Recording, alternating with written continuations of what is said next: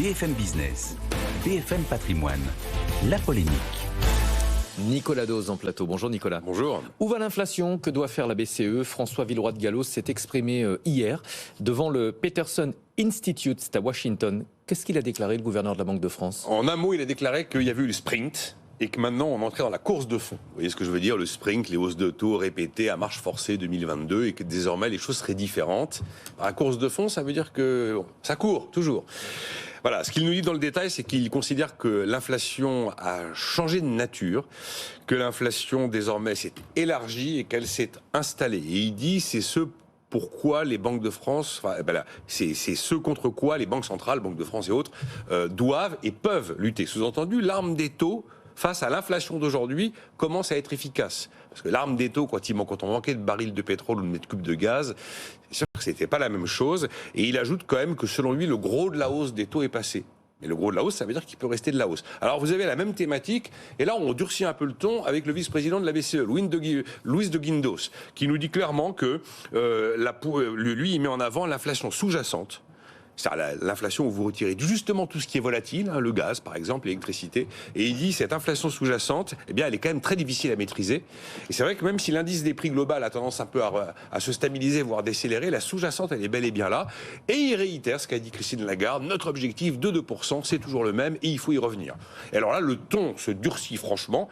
Si vous allez du côté des plus faucons du Conseil des gouverneurs, c'est Robert Holzmann, le gouverneur de la Banque centrale d'Autriche, qui lui considère qu'il faut y aller, mais alors plein tube, et il dit dès le 4 mai, prochaine réunion de la BCE, il faut mettre 50 points de base de hausse. Alors, voilà le climat, voilà l'ambiance. Alors ça tranche très nettement avec ce qu'a fait hier la Banque centrale du Canada, qui a laissé son taux directeur inchangé, 4,5%, après quand même 8 hausses consécutives sur un an. Alors effectivement, on a toujours tendance à se dire, mais regardez, les autres se calment, c'est le moment de se calmer aussi. Attention, la Banque du Canada a des réactions pour des raisons très très canadiennes. Elle est quand même complètement...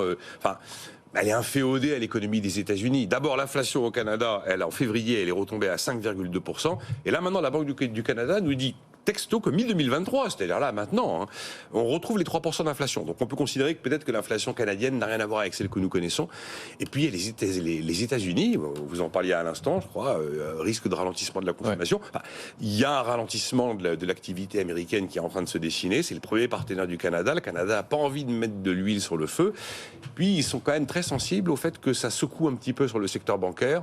Et que l'une des raisons des difficultés du secteur bancaire, c'est justement les durcissements de politique monétaire à répétition qui ont été engagés, notamment aux États-Unis. On est à 350 points de base en un an en Europe, on est à 400 points de base pour la Fed. Donc c'est un peu ça le sujet. Donc il y a des raisons canadiennes. Ouais, une fois encore, ça montre bien le décalage entre la situation nord-américaine et la zone euro. Qu'est-ce que peut faire la BCE? Alors, je me suis posé la question, qu'est-ce qui pourrait inciter la BCE aujourd'hui à poursuivre les hausses de taux? L'inflation sous-jacente, c'est vrai, dont j'ai parlé, ou celle-là, on peut considérer que l'arme des taux est efficace. Le fait de, comme toujours, il faut préserver la confiance dans l'euro, c'est certain, préserver aussi la crédibilité de l'institution, qui est la Banque centrale, elle a quand même une mission.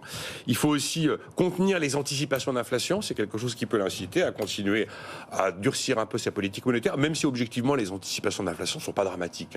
On est en dessous des 3% dans les anticipations. Et puis il y a la pression des Autrichiens et des frugaux. Il faut bien rappeler que c'est une politique monétaire pour 19 gabarits, et tout le monde n'a pas les mêmes appétits.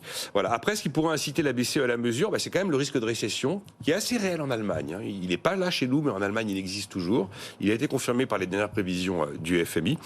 Et puis la nouveauté, la fragilisation observée maintenant du secteur bancaire. Ça n'a pas concerné que les banques moyennes aux États-Unis. On a vu qu'on a quand même 2 établissements européens qui nous ont mis un peu les jetons il y a quelques jours.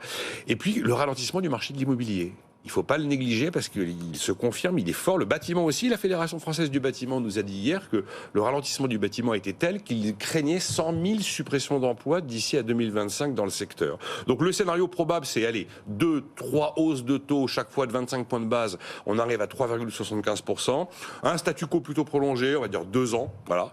Et puis garder la lance à incendie de liquidité en cas de nécessité. En fait, si vous voulez, la Banque centrale, c'est un personnage unique en son genre. C'est le seul qui peut être pompier et pyromane en même temps. Personne d'autre au monde. monde. C'est le seul qui sait accélérer et freiner en même temps. Personne ne sait le faire. Et l'objectif, en fait, c'est que les bulles sont identifiées. Maintenant, il faut les attaquer pour les dégonfler, en évitant surtout qu'elles n'explosent. Merci beaucoup, Nicolas Dose. Question, vous êtes du genre à remplir la déclaration d'impôt à la dernière minute ou est-ce que vous le faites dès le premier jour? Non, alors pas à la toute dernière minute, parce que j'ai toujours un peu peur de l'engorgement numérique qui fait que ça plante ce jour-là. Mais je le fais pas avec 6 semaines d'avance quand même. Restez avec nous, on va vous donner des conseils pour la déclaration 2023 tout de suite.